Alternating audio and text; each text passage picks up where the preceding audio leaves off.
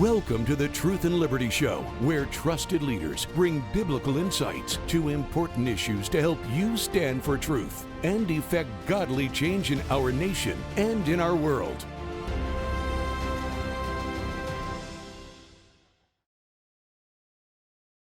Hello, everybody, and welcome to the Truth and Liberty Show. So glad you're watching today. I wanted to mention before we get started that we have a new product offering, a new free product for you today. It's my booklet called Faith for America. Did you know that faith in God has always been at the center of not just American life, but at the great moments and the great events in American history? From the Pilgrims landing at Plymouth, Massachusetts, through the victory in World War II and the Reagan Revolution in the 1980s, God has always been at the center. And America has been through many crises, many testing moments in our short history as a nation. And it's incredible to view these incidents through the lens of faith, and you can see how the faith of our leaders, the faith of our people in America has been the conduit through which God's power has moved to deliver our country and to fulfill our destiny and calling as a nation. So go to our website at truthandlibertygtn.com and you can pick up a free copy of my booklet today. You know, at Truth and Liberty, we're about restoring America to its God-given purpose. We're about returning America back to God, about equipping the church specifically to stand up for truth in the 7 mountains of cultural influence in our nation. When you look at politics today, or at any time, it's tempting as a Christian sometimes to think, well, that's just politics, that's not God, that's not religion. But did you know, in actuality, politics is a part of human life. It's a very important part. In fact, government is an ordinance of God. Government is instituted by God. And even in Romans chapter 13, God refers to the king and to the people under him as the ministers of God. So that being the case, we need to understand what's God's purpose for government and why is it there and what is it intended to do. We generally speaking, when it comes to politics and government, we have two kind of camps.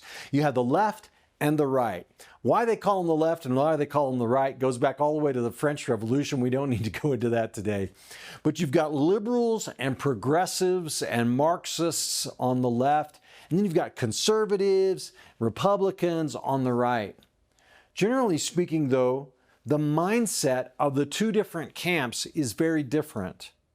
You see, on the left-hand side of the equation, people tend to think in terms of groups, group identity, group rights, group responsibility, group power, group oppression. That's right. Leftists always characterize people according to their groups, their demographics, because to the left, what they crave is power. They want the power to control the outcome.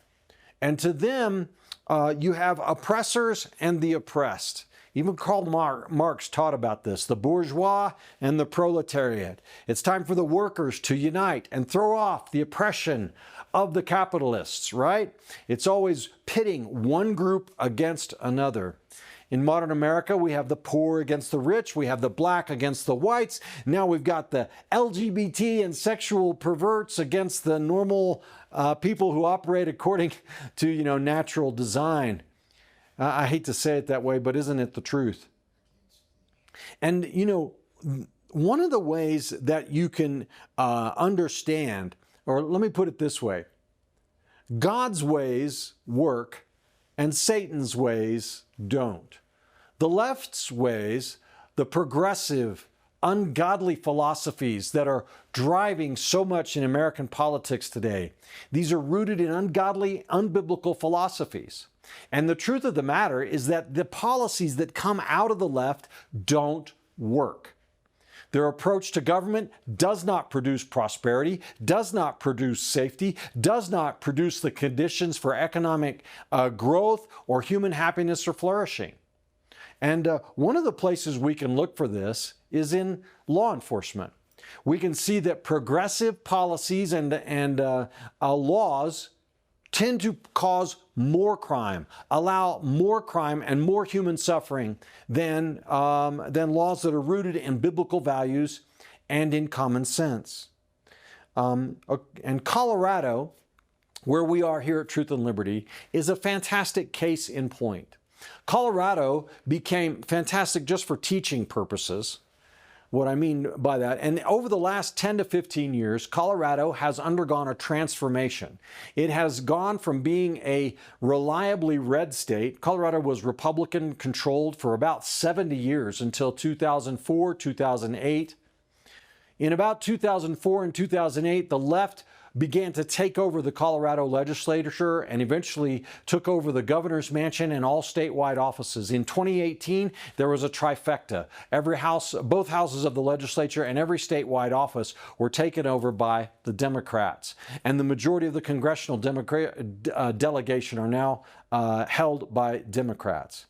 And the policies that they have adopted when it comes to every issue, but I want to focus in today on crime, have caused Colorado to become one of the most crime-ridden places in America. You might be shocked to hear that. Most people, when you think of crime, you're thinking of Chicago, Los Angeles, maybe New York, maybe Philadelphia, and these places. But guess what? All of those places are controlled by Democrats. And Colorado now is no different. That's right. The state of the Rocky Mountains, of wilderness, of beauty, of freedom, has now become one of the most crime-ridden places in America. The U.S. News and World Report publication produced a study on this and showed that Colorado is now the third most crime-ridden state in America. 5 in every 1,000 people in this state experience violent crime. 3 out of every 100 experience property crime. Property crime since 2019 is up 30% in this state. A few more statistics for you. In 2012, Colorado had 307 incidents of violent or property related crimes per 100,000 people. We were 80 points below the national average, or 80 incidents per 100,000 below the national average. So Colorado was below the national average in crime in 2012.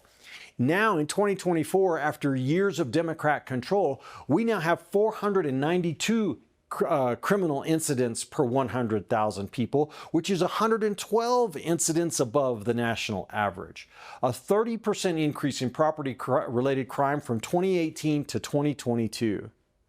You know, there's reasons for these things.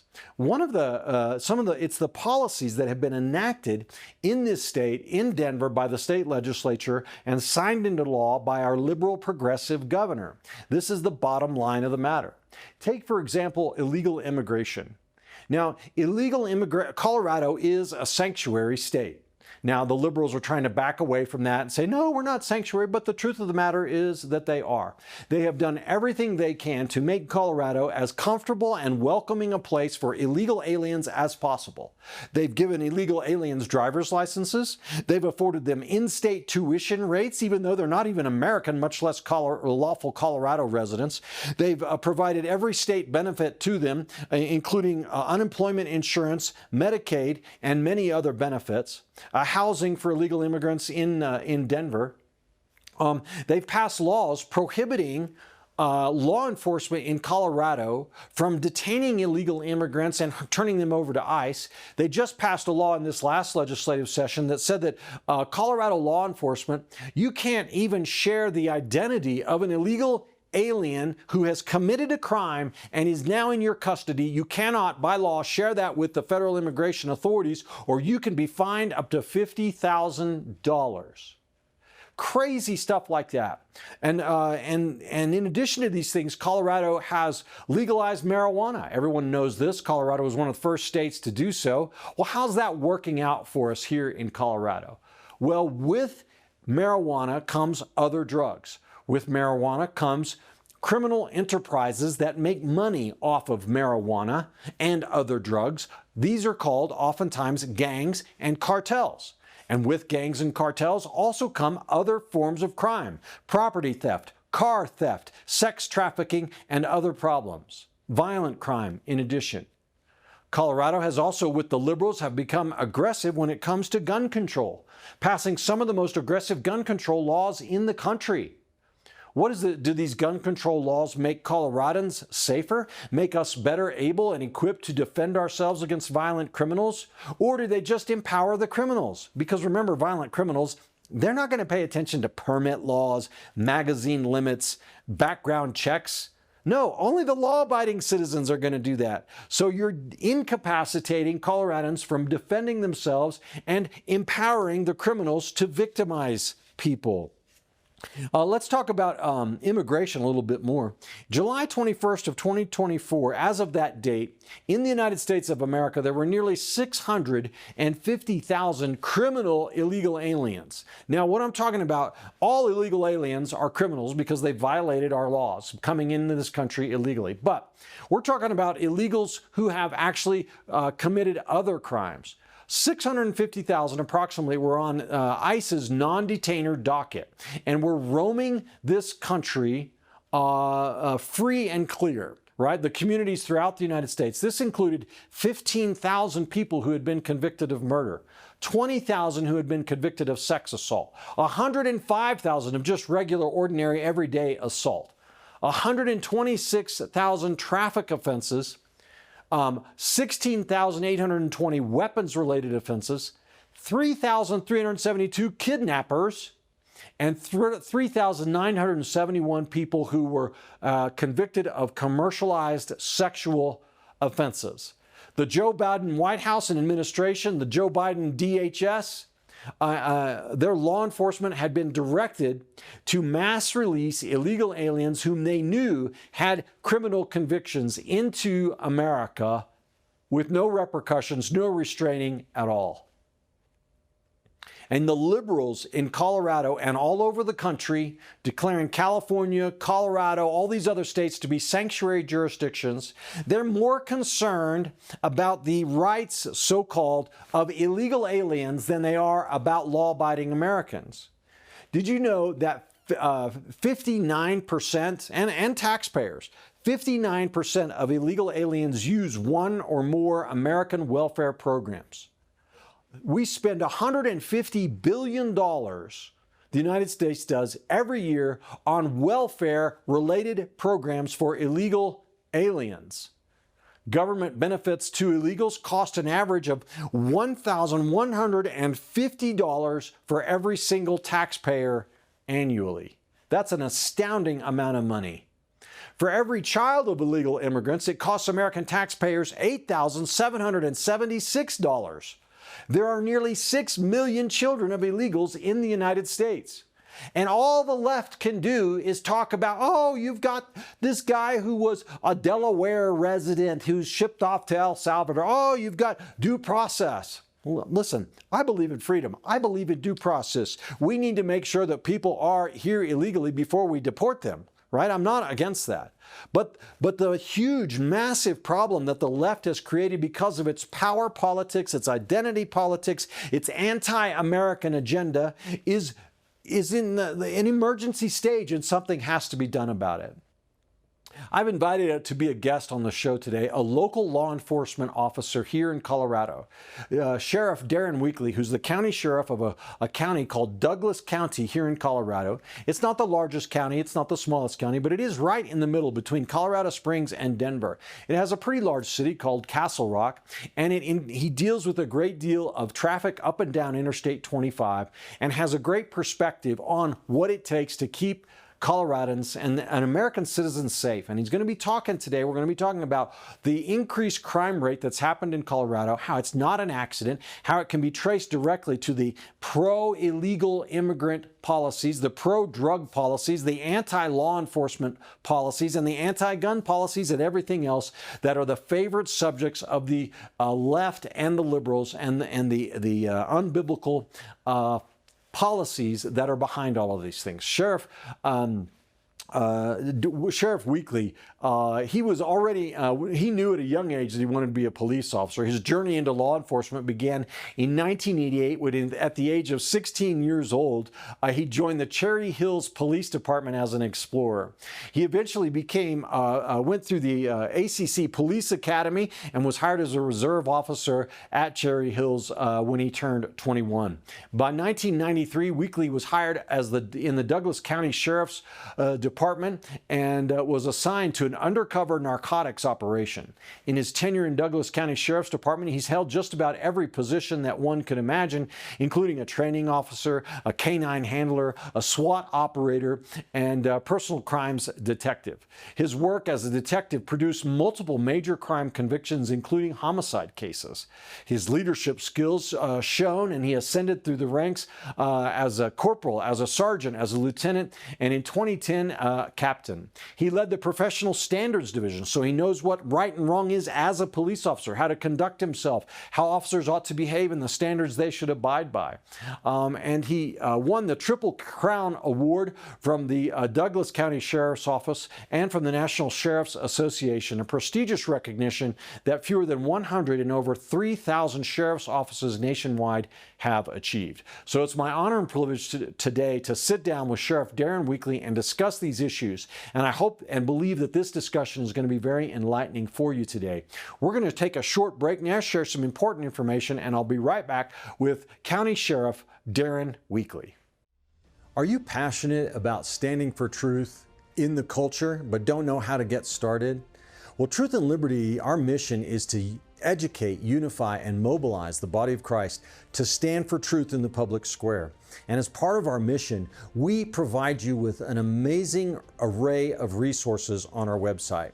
And our website has just been revamped, remodeled, and retooled to be user-friendly. And I'm so excited about it because I believe that there's nothing like it out there anywhere. I want to encourage you today to go to truthandliberty.net and check out the Resources Center and the Get Equipped Center. On our Resources Center, you will find hundreds of links, hundreds of videos, articles, blogs, even America's original founding documents can be found on Truth and Liberty's Resources Center. It's searchable by topic, preset topic, or you can put in a custom search to find exactly what you need and what you're interested in. In the Get Equipped section, we link you to tools created by our strategic partners, including Pray, Vote, and Engage tools. We culture impact teams, civic action teams, biblical citizenship in modern America, biblical worldview training, and more. So go today to truthandliberty.net and find what you need to get equipped to stand for truth in the public square. All right, welcome back to Truth and Liberty. Our guest today, as I mentioned, is Sheriff Darren Weekley. He's the sheriff of Douglas County, Colorado. Sheriff Weekley, I'm so glad to have you on Truth and Liberty today. Thanks for having me. Well, sir, let me just dive right in here. In my monologue today, I was sharing a little bit about what's happened in Colorado over the last 10 to 15 years. You know, Colorado has become a deep blue state. Some really radical progressive policies coming out of Denver, the state capital, our governor's office and everything. But if we look at the crime stats in our state, it's not a pretty picture. From your perspective, where you sit as a county sheriff in one of the most important counties in the state, what do you see in terms of crime over the last few years? You're 100% accurate. It's just gotten horribly worse. We're very blessed here in Douglas County because our citizens take public safety very seriously. Doesn't matter what end of the political spectrum you're on. People want to live in a safe community. They want to have their kids go to safe schools. They want to operate a business without having the entire area crime-ridden. And in Douglas County, we understand what the quality of life matters to people. And a big part of that is fighting crime and being very overt about it. Well, according to a U.S. News and World Report article that I was reading, it says Colorado, this is amazing, right? I mean, when you think Colorado, you're thinking, you know, beautiful Rocky Mountains, wilderness, and all that. But we've actually become the third most crime-ridden state in America. Here are some of the stats I saw. 5 in every 1,000 people experience violent crime. 3 in every 100 experience property crime. And the property crime rate has gone up 30% from 2019 to 2022. Is that consistent with what you're experiencing on the ground? Not in my community, but I will tell you that in Colorado in general, yes, that is very consistent. Crime is actually down in my community because we're actually arresting criminal offenders. But I'm a Colorado native, and I grew up in Southeast Denver, and the Colorado that I grew up in is absolutely gone. It's just changed. A lot of that has to do with the policies down at the state capitol, the minimizing of criminal penalties. And just many members of our legislature don't want people incarcerated for committing crimes. There are some people that, hey, they've made a mistake in life, and they should get a second chance. But a lot of these folks are repeat offenders. And a lot of these folks that are committing crimes such as motor vehicle theft, robbery, any type of person crime where they're hurting people, these folks need to be incarcerated. There needs to be consequences for committing crimes. Our state legislature also went through the process of bail reform. And so even if you're a criminal and my deputy sheriff makes an arrest, it's very unlikely that individual is going to stay in jail. The only people that stay in my jail are typically the worst of the worst. But a lot of people are granted PR bonds on a regular basis. And if they're not granted a PR bond, they're given a pretty low bond, a shockingly low bond. So can you dive into that in a little more detail, Sheriff, and just help us understand what has the legislature done in terms of reducing the penalties for criminal behavior? In a lot of cases, they've reduced a lot of felonies to misdemeanors, various property crimes, some drug crimes. And so when you reduce penalties, you reduce consequences. When we all grew up, our parents taught us if you do make a decision and it's a bad decision, there's consequences for those decisions. Well, our state legislature, many of them, don't subscribe to that. And they don't believe in holding people accountable for their behavior, or they blame somebody else for their behavior, like society or even law enforcement. And it's just sad to see that we've evolved to that. I think our 2025 legislative session, it was so bad. And there's been so many bad bills that have passed that have now the Governor Polis is signing into law. I'm really hopeful that 2025 is the tipping point of when that pendulum is actually swinging the other way, because a lot of the nonsense that's happening at the state legislature, the average citizen that normally doesn't pay attention to what happens down there is paying attention because they think some of these bills are crazy. Yeah, certainly they are, and I want to get into those. What's the mindset there in Denver? Let's talk about that just for a minute. It's not just Denver. Denver, as I said, Colorado's become deep blue. This progressive mindset, it seems like they want to blame external circumstances, and they want to blame everybody except the person who did the thing that was wrong. Isn't America based on individual rights and individual responsibility? 100%, and I subscribe to that absolutely. But I wish I had an answer for you about that. I don't understand what has happened in our state that we've gone away from that. And it's really been over the last 15 years or so that one party has had the majority to control, the House, the Senate, and the governor's office. And so whenever that happens, and there's very little that conservative lawmakers can push back on, you're seeing the result of that throughout Colorado. You're seeing increased crime. You're seeing, I mentioned I grew up here in Colorado.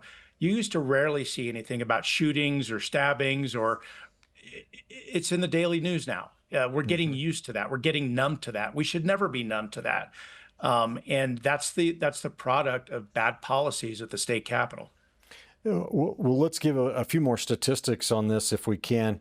My research showed that in 2012, so that'd be 13 years ago, Colorado had 307 incidents of violent or property-related crimes per 100,000 people, so 307.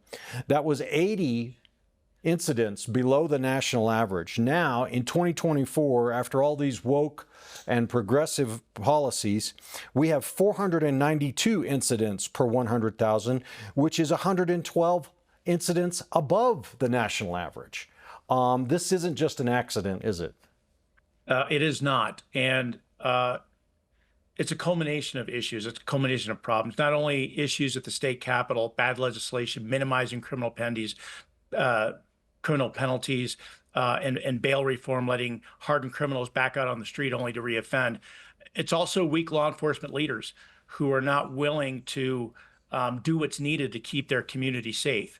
And, politics has a lot to do with that. A lot of people are moving to Douglas County. And the reason that they're doing that is because it is a safe place to raise a family.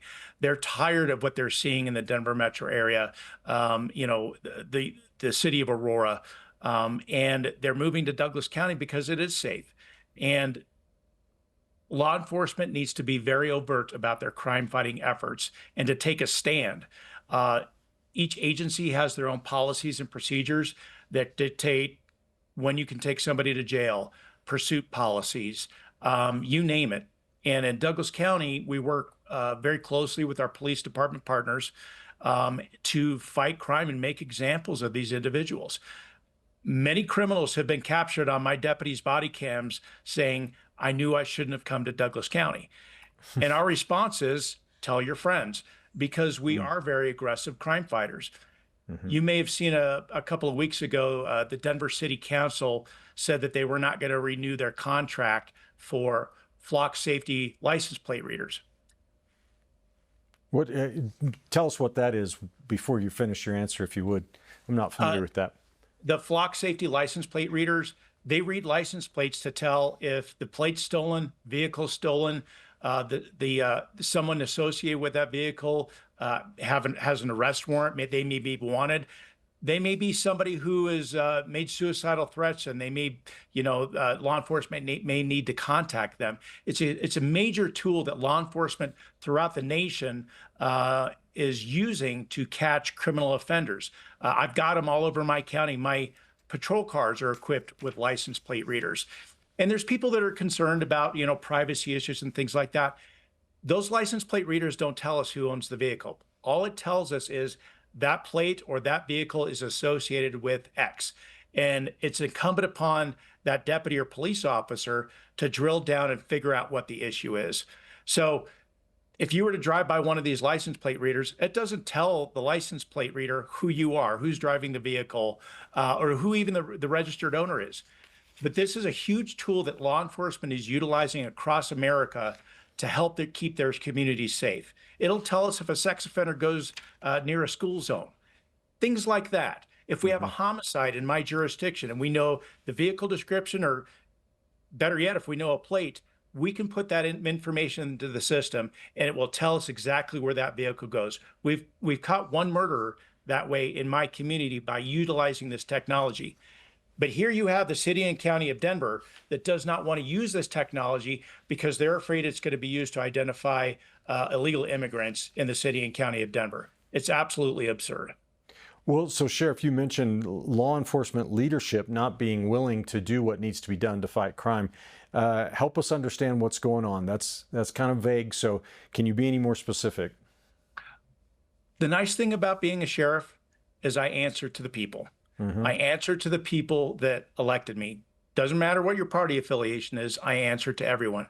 Police chiefs are typically appointed by mayor, city manager, city council. That's their boss. And so oftentimes a police chief might police their city the way that the mayor wants it policed, or the city council wants it policed. Priorities of those entities on how law enforcement should operate in that community. I don't answer to my county commissioners. I get along well with them. They're great people. But at the end of the day, I'm answerable to the voters and the citizens that elected me. And I've often said that if police chiefs were elected instead of appointed, the nation would be a safer place. Oh, it definitely would be. Well, so you kind of alluded to a big issue, I think, and I want to just get your thoughts on it, Sheriff, and that is Colorado's status as a sanctuary state for illegal immigrants, illegal aliens.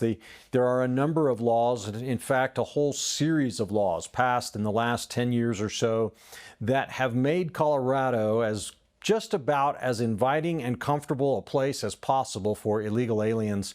And you know, some of those include, for example, making state benefits available, driver's licenses, college tuition as if you were a state resident, unemployment benefits, Medicaid, and all sorts of other things. Not to mention the laws that tie the hands of law enforcement in terms of cooperating with immigration officials. Can you comment on the sanctuary laws and this whole agenda, and how has it affected crime in our state? Well, currently we still can communicate with ICE, and that's a lot of that's something that people don't understand. As of today, right now, we can communicate with ICE. We can let ICE know who's in our facility. We can facilitate the transfer of somebody who has an immigration hold from ICE, and we can safely do that transfer so the inmate or the prisoner can go to ICE's custody. After Senate Bill 276, which was just signed by the governor, after that goes into effect, we're still working with our county attorney to determine how we can still communicate with ICE. Because when I read 276, it closes all those loopholes in previous laws that will now prohibit us from communicating. So just to be clear, these are people who are unlawfully in this country, who have committed crimes and have actually been arrested and are physically in our custody. And they're physically in our custody because they're a danger to the community. Once this law goes into effect, we can no longer tell ICE where these individuals are. We're still working through this because the inmates that I have in my custody, that's public information. That's public information. If you go to our website, dcsheriff.net, there's a button right at the top of the website. You can see exactly who's in my custody, the demographics of the individual in my custody, whether they're a citizen, non-citizen, and whether or not they have a hold through ICE, currently in my jail. After July 1st, you won't be able to see that anymore because of the legislation passed and signed into law by Governor Polis. And again, we're still working with our county attorney to see if there's still anything that we can do. Because as the sheriff of this county, I don't want to release somebody back into the community because once they post bail or their sentence is done, I got to let them go. I can't hang on to them. And if the fact is that ICE doesn't even get to know whether they're still in my custody or not, that's a problem. And ICE also can't come to our courthouse. So the sheriff's office is connected to the courthouse. They can't come to the courthouse and take custody of these folks. So what's the objective here? Sheriff, why can't they go to the courthouse? It's against the law. So the state of Colorado says it's against the law for federal immigration officials to be in a county courthouse? Yes. For the purposes of taking somebody into custody who has an immigration hold. Yes, it is absolutely against the law. Not only inside the courthouse, they can't even be in the parking lot. How is that one nation under God, Sheriff? I mean, America ought to be one nation, right? Not 50 nations. And shouldn't state laws be subordinate to federal laws? And shouldn't we cooperate?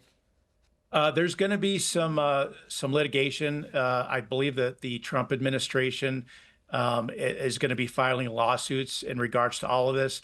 I know that federal funding is also at risk for the state of Colorado because of these policies that they put in place. And not only were they in place before, but they doubled down with 276. Yeah. So when Governor Polis says we're not a sanctuary state, when the mayor of Denver says, we're not a sanctuary city. Well, the state legislature just doubled down on all of this. Mm-hmm. And so you don't get to say that anymore. And so it's going to be interesting to see how all this unfolds with the litigation. It's going to have to get resolved in the courts.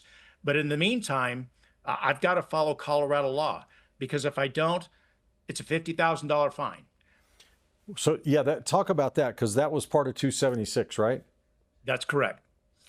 So if we violate 276, it's a $50,000 fine, not only potentially for me as the sheriff, as the CEO of the organization, but for any of my staff that either knowingly or unknowingly potentially violate this, they also get hit with a $50,000 fine.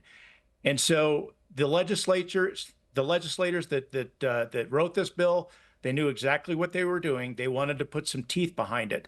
So it's incumbent upon the Trump administration, the DOJ, whomever, to fight this, and hopefully it gets in front of the Supreme Court, because it's tying the hands of law enforcement. And as a county sheriff, I don't have federal authority. I don't get to enforce federal law. My power is given to me by the state of Colorado and the Colorado Revised Statutes and the Constitution of the state of Colorado. But I don't have authority to enforce federal law.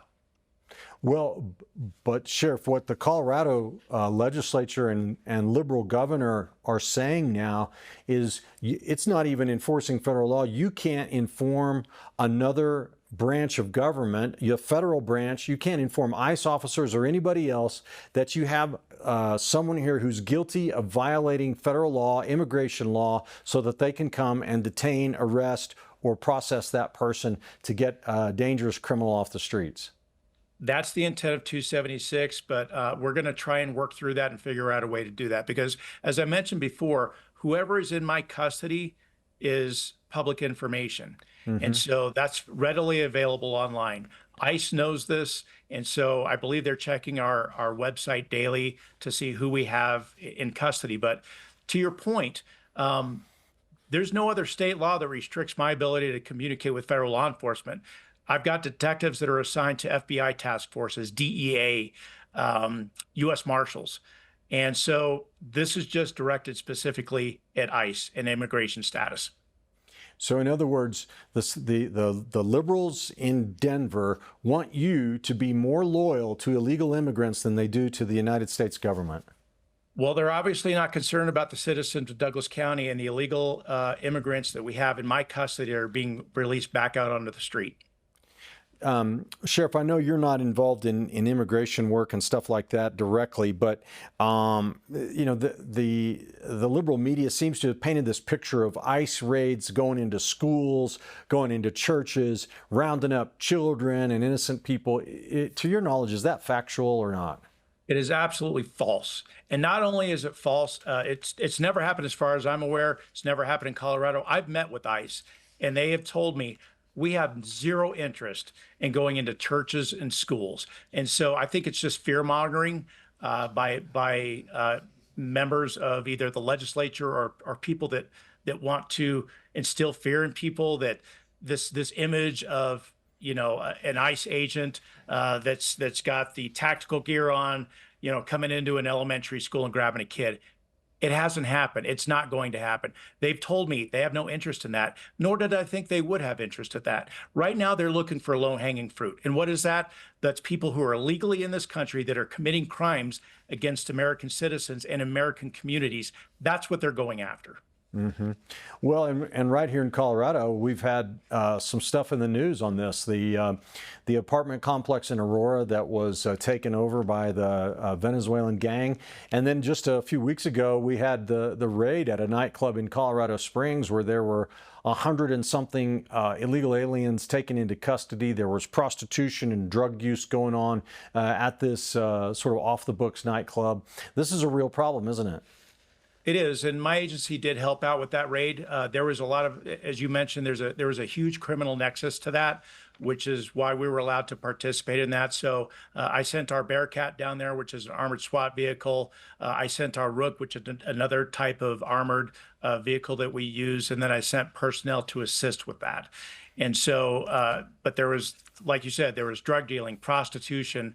There was believed to be a nexus with international gangs that was also there as well. So I'm more than willing, because anything that I can do to help get individuals like that in custody keeps my community safe, because they are just to the south of us. Well, and so Sheriff, this nexus you're kind of referring to now, millions of illegals have been allowed into America through the open border policies of the last administration and some beyond that. And most of the people that come to America illegally are probably just looking for a better life. My view is you come illegally, you are then by definition a lawbreaker. But people who are a threat to the safety of others, not all of them are directly so, but having that kind of an approach to the subject of illegal immigration, does it allow in and foster other criminal elements besides just people who are looking for a better way of life? Does it allow in other stuff, drug dealing and sex trafficking and the like?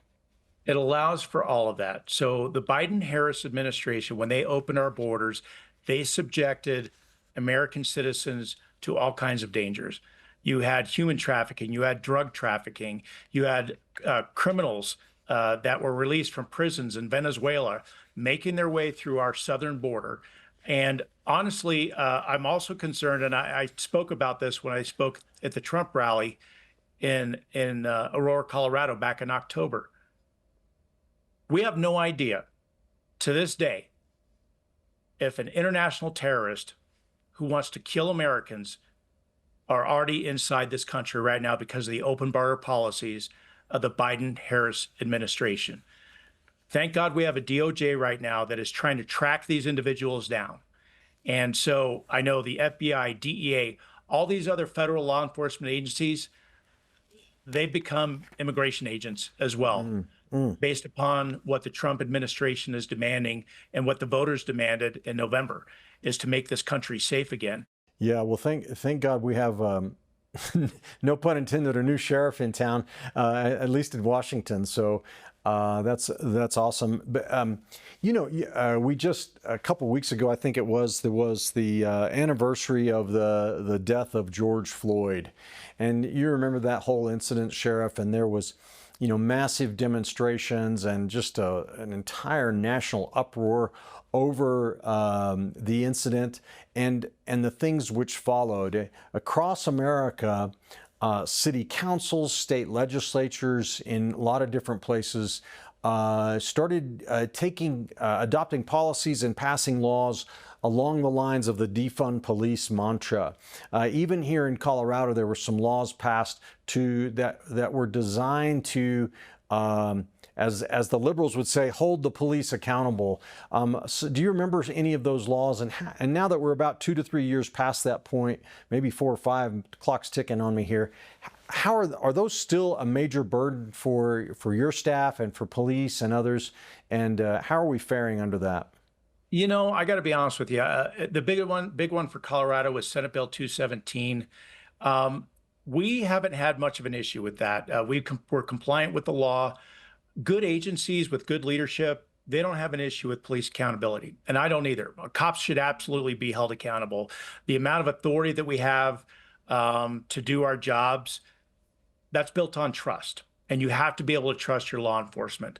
But the mandate for body cams and the mandatory reporting, things like that, honestly, it really has not affected us. What has the agencies that I say or individuals that it has affected are the people that were not doing the job the right way. So if that makes sense. So yeah. It wasn't much of a burden for us in my agency, where we already had body cams in place. We're already doing mandatory reporting. We do thorough use of force investigations. So it really didn't hit us the way it might have hit some other agencies. We were already pretty much advanced in that area in my agency, and so it wasn't a problem. And they also eliminated individual immunity for police officers.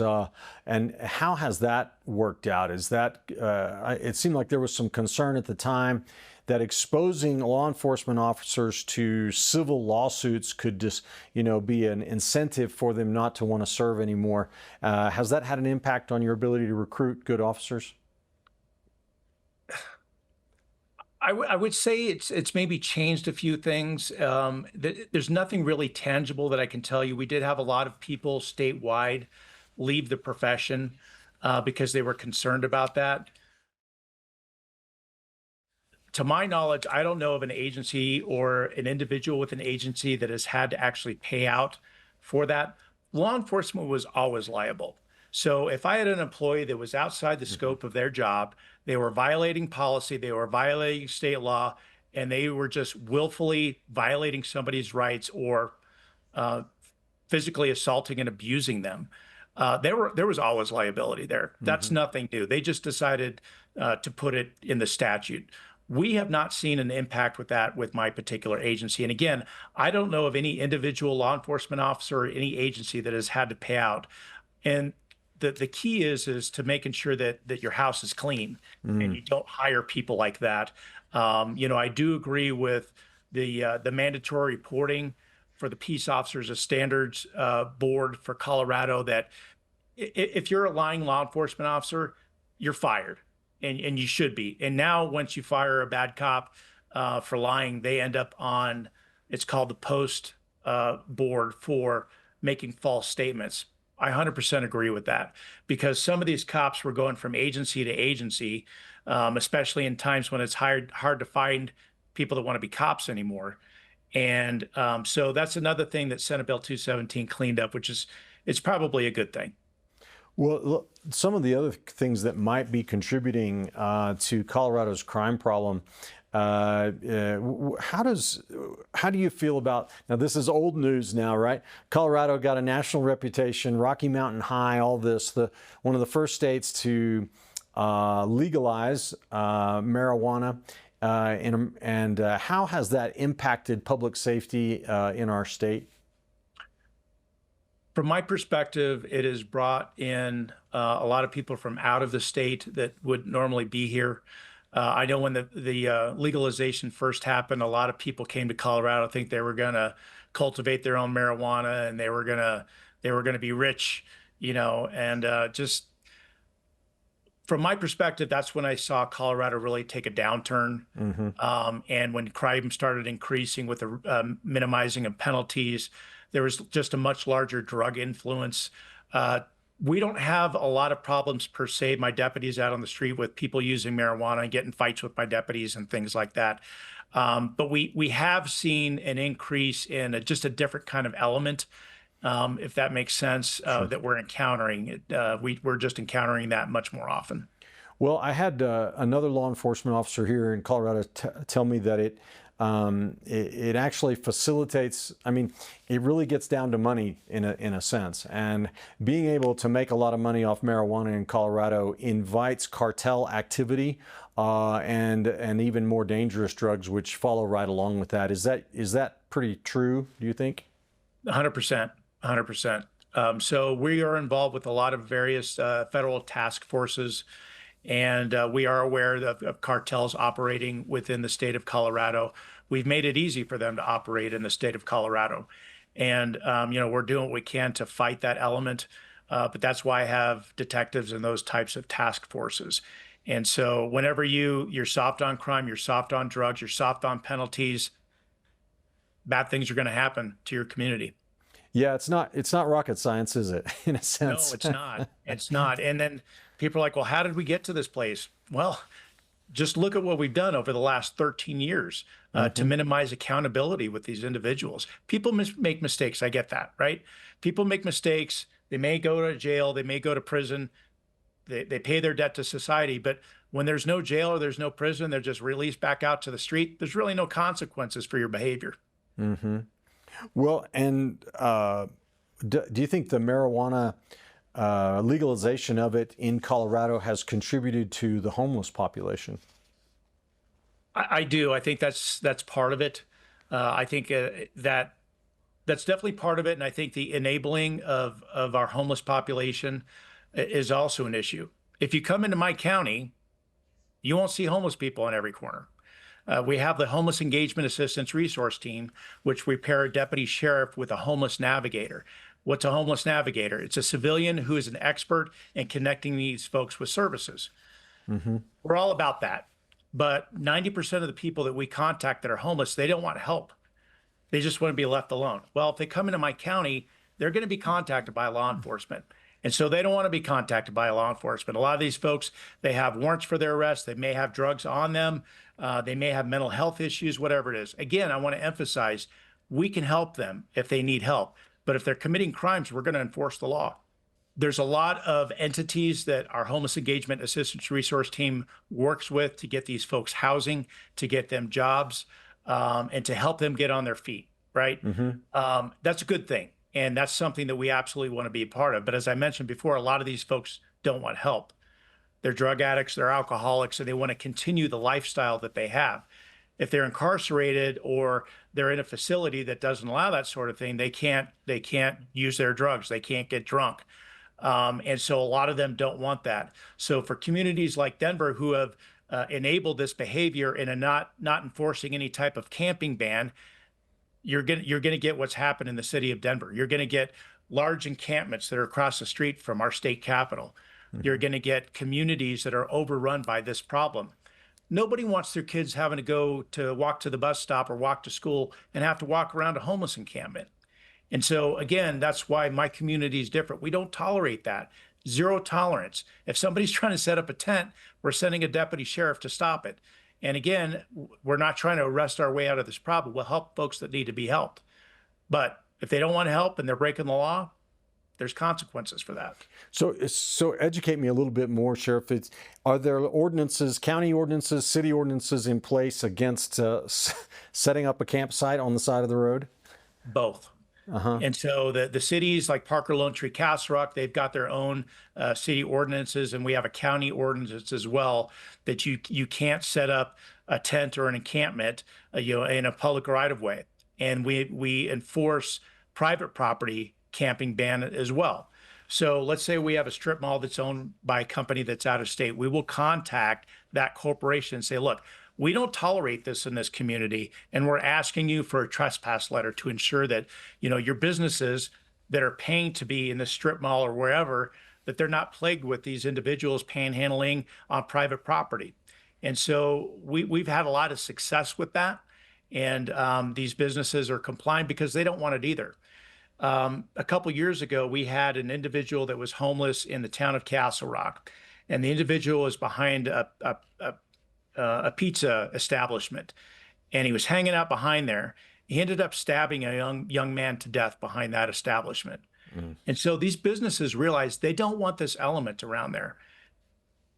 This is something, again, that has occurred in Colorado over the last decade or so. This is new for us, but it's a problem that's fixable.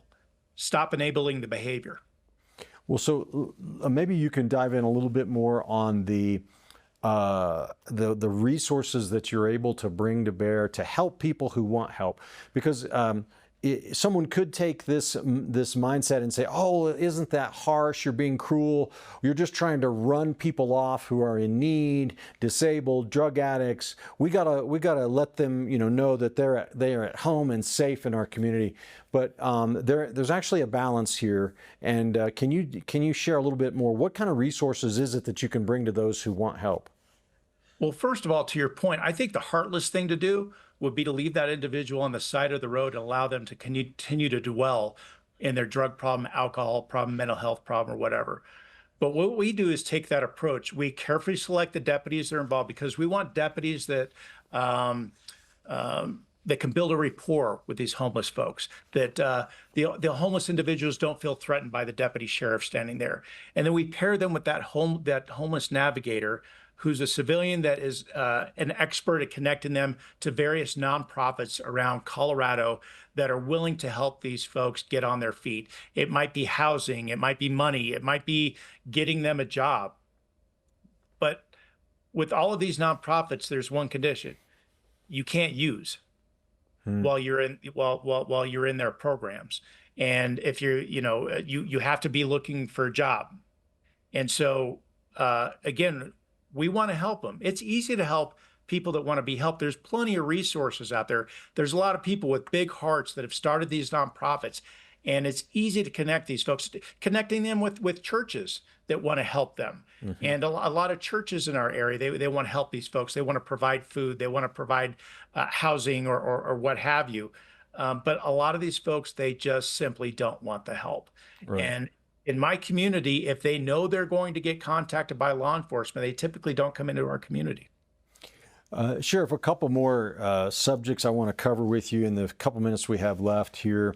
One of them is gun control. So Colorado, the liberals have also been very aggressive at trying to pass new gun control measures, limiting the rights of Coloradans to own various firearms. For example, one of the bills that just passed the legislature requires a permit and training for anybody that has a semi-automatic rifle with a magazine to it. One of the most aggressive gun laws I've seen. But there are others, like red flag laws and many others that they've gotten on the books now in this state.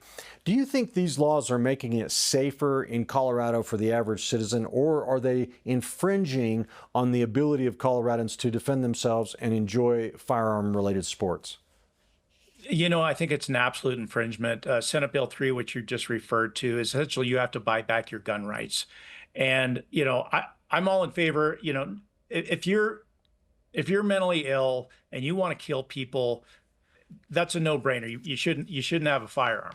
But the fact of the matter is Senate Bill 3 is so ambiguous in the way that it's written.